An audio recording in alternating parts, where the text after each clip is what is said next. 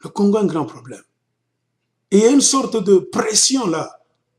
Vous sentez d'autres personnes qui te poussent toujours. Si tu ne crois pas, tu dis non, il n'a pas gagné les élections. Vous sentez une sorte de pression. Et beaucoup de gens ne veulent plus en discuter. Pourquoi? Parce qu'on les fait sentir qu'ils sont devenus des haineux, des tribalistes, alors qu'ils ne le sont pas. Qu'ils sont en train de débattre. C'est un problème national. Un problème qui nous regarde, nous tous. Moi, de mon côté, mes chers amis, je suis habitué. Je suis sur Facebook, j'ai dit et je reprends 10 ans au moins. Et dans ma vie, je suis habitué. Je me suis retrouvé dans des situations au monde, là où j'étais parfois seul, si pas seul, avec un petit groupe de gens, avec une autre façon de penser, contre toute la grande masse. Et en fin de compte, Dieu nous a donné raison et nous avons sauvé la masse. Pour ceux qui me connaissent, on s'est retrouvé dans un pays d'Afrique australe avec les Congolais. C'était la même chose. C'était la même chose. On a commencé un mouvement pour revendiquer nos droits que le gouvernement de ce pays-là a violés. Il fallait voir. Il y avait même des pasteurs de Dieu qui allaient nous accuser chez la police, chez les administrateurs, chez le gouvernement. Les hommes de Dieu, dimanche, il est là devant. Alléluia, Jésus a dit.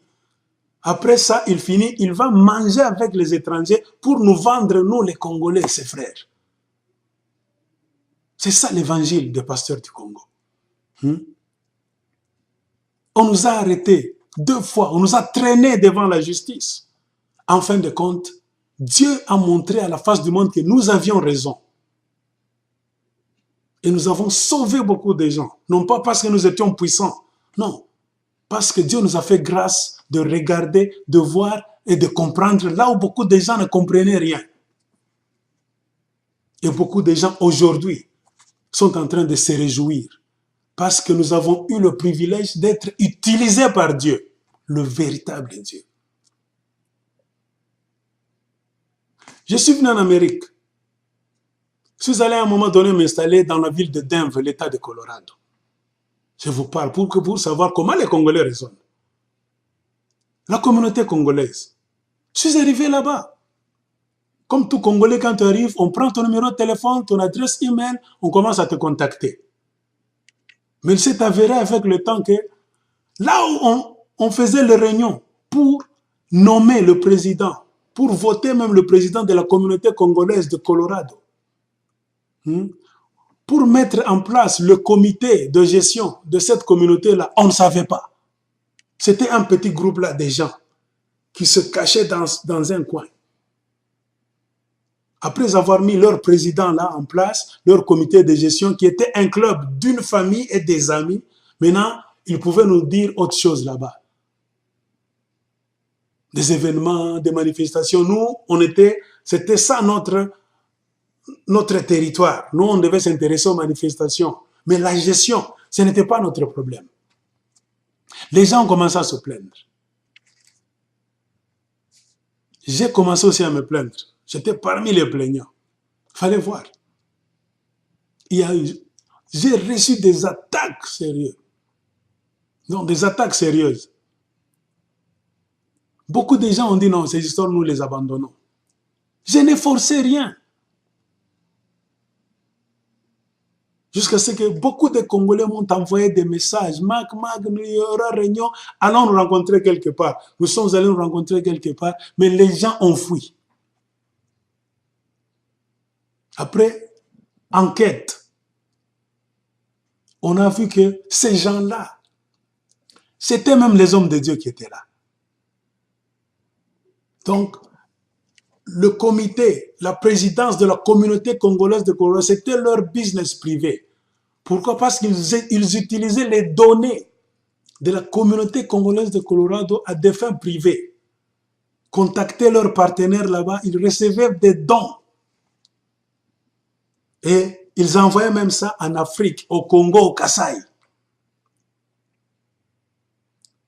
Quand on a découvert ça, on a commencé à les suivre, les mettre dans un coin pour nous expliquer démocratiquement. Pourquoi ils ont ce comportement-là? Il fallait voir. Les gens nous ont malmenés. Ils nous ont traités de tous les noms.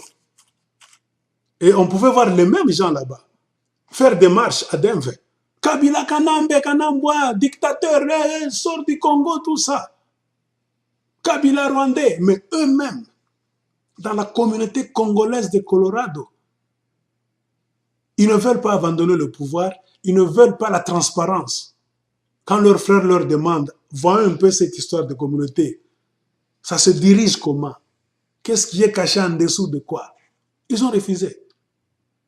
Ils ont même poussé plus loin jusqu'à nous traîner en justice au tribunal de Colorado. Nous sommes allés là-bas un jour. Avant le procès, le juge américain avait étudié le dossier. Il a dit à ces gens-là, je n'y vois rien de spécial.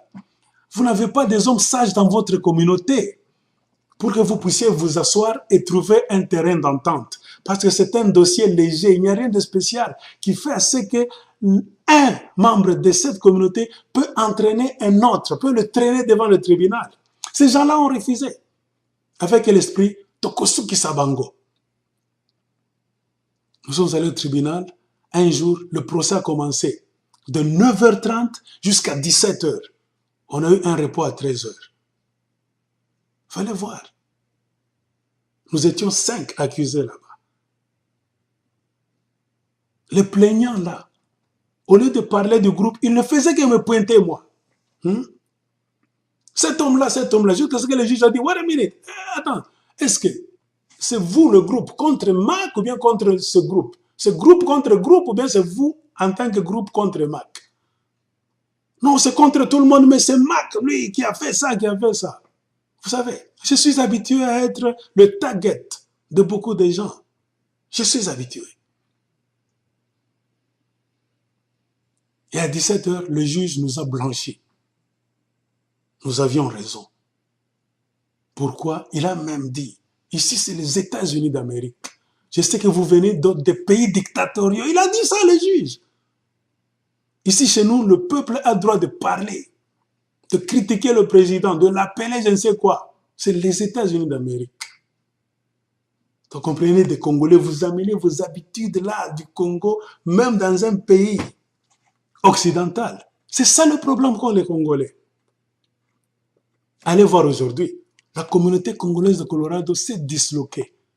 Il y a eu des divisions, 3, 4 groupes, ça, je ne sais pas.